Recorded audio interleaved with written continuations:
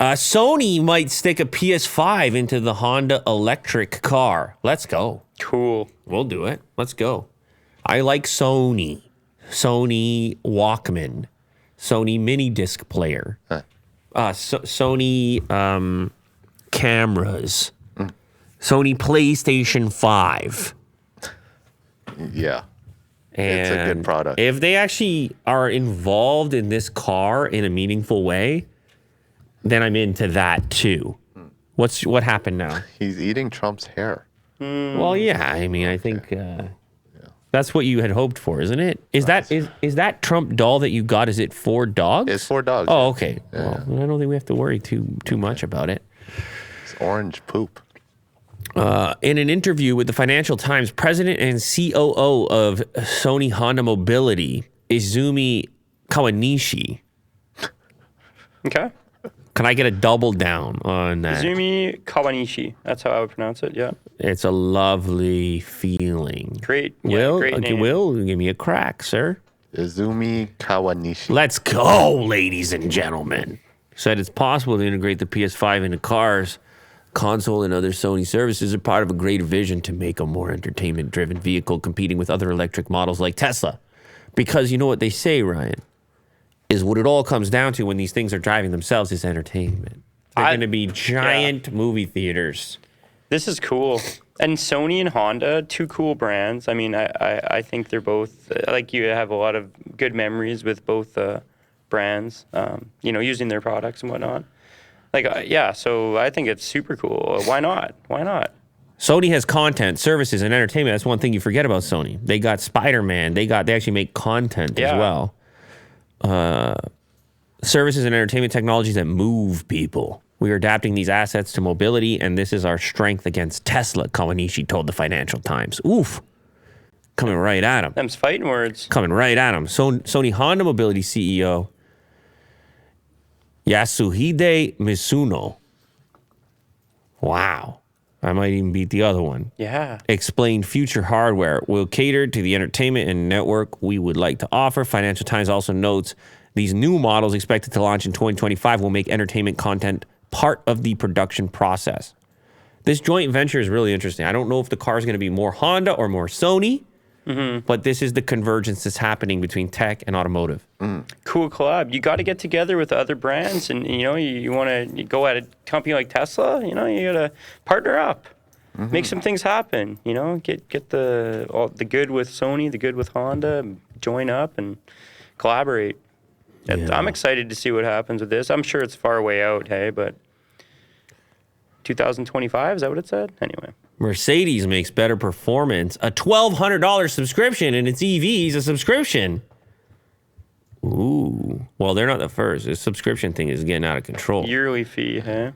You got, what is it? Well, obviously, self-driving. You can get a subscription for that. They just asked me for $14 for premium connectivity. Oh, yeah. Do you have premium connectivity in your Tesla? I do for now. Because it's just included. Yeah, until it's up. I got like 1 month. Man, it's a new frontier. People get very upset about this. I gotta tell you though, with my Model 3, it has footwell lights, but it's not activated until you get the performance model. It's already installed, but I feel like footwell lights are something that's kind of important. You're pissed. I'm not pissed. But yeah, I know, rightfully so. Ryan, they ship the product. The hardware's there. Yeah. He has to pay them. I get it if it's like full self-driving, right? It sounds a lot like Sirius radio. Like you have it there. It's in the system. All you got to do is flick the switch on. But that's a separate company. In this case, you already bought the car from Tesla. Yeah, it's true. Ryan, let me ask you this. You buy a car. Yeah. Right, you take it out of the dealer. You go, it's a cold day. You go to hit the button to turn on the heated seat. No heated seat? Hang on a second. He says that's going to cost you $12 a month. Or I'm upset. $1 this trip. No, I'm upset. No, that sounds like highway robbery. This is not right. Well, that's the direction. The heated seat example is a thing that BMW is actually doing. Yeah. No way. Yeah. That's where this goes. Why not? Why isn't everything a subscription? What if you want to move your seat backwards? Huh? You want to go back a couple? You want to have the fully adjustable seat? It's going to be $14 a month. Wow. What do you want to do? Open your trunk? Like I Pay get, as you go. No, but I get it with a lot of I the got other. so many groceries. Pay as you go, Will. God. You know what'll happen next? You'll have to like watch an ad to get the free heated seat to move back a bit on your TV in the car. Yes. Is that where we're going? We're going nowhere, Monetization. and you know it. We're going nowhere, and you know it. Yeah, I don't like that idea though. No. All right, Ryan, break down this story. I'm going to be right back, okay? Yeah, all I was gonna say, Will, was that so if you go back, I was just reading like what you get is like horsepower and torque. And now, while I don't know exactly what that means in detail, but You just get better performance. okay, so that's a lot different, though, I feel, compared to the heated seat or, say, for example, anything else that is more comfort option. Right. Like or safety. Yeah, well, I don't really care that much about torque and horsepower, but I'm sure some people do. But to your point, it's already built in. It's already there. You could use it. It's just a matter of them flicking the switch so that you're able to, right? That's how it's working. Yeah. It's the whole service thing on a car it's hard. I would say it's pretty hard to figure out. Is it going to get to the point where they're like, okay, we'll give you the car. It's like giving you the service for like free, whatever, Netflix or YouTube or something like that. And they're like, you just got to pay for everything. You're kind of renting it. It's like to open the door is $5 to the whatever, the heated steering wheel, the heated seats, the, like Lou said, like moving it forward and back out. And how far will they go with it? That's what I'm wondering. With the upgrades. When Lou just said the heated seats, I was mind blown because I feel like that's not really fair. You bought the car with the function or the option you paid for. But again, I don't know. I mean, I could see this more on a a more budget friendly vehicle. But Mercedes, like, are they nickel and diming us? I don't understand. And I mean, that seems like they're going over the top with this kind of stuff. Yeah. Because you're paying like a whatever, I don't know, $100,000 or something insane for the car to begin with. Like, unless they're giving you some sort of discount, which seems very odd for a manufacturer like Mercedes-Benz, being so luxurious and well known for class, right? Or maybe it's just like a pilot program. Maybe they're just trying to figure out how they can monetize and then hear some backlash and then just kind of move forward without the subscription. That's a fair point. Yeah, they're just gathering information. Yeah, maybe. I don't know.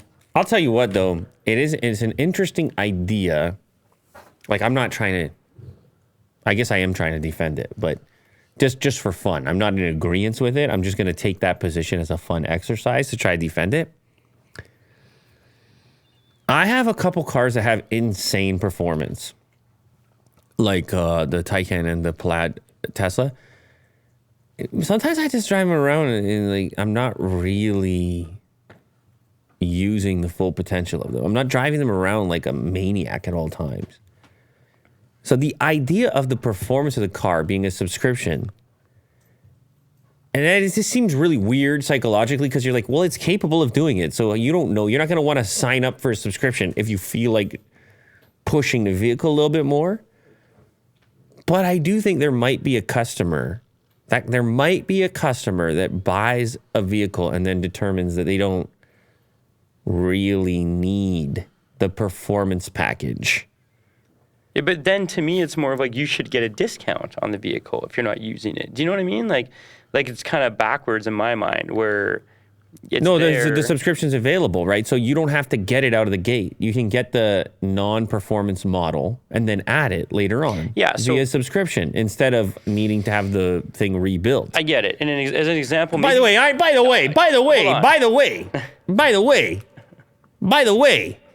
like I don't want this. I'm just saying. I'm just trying here.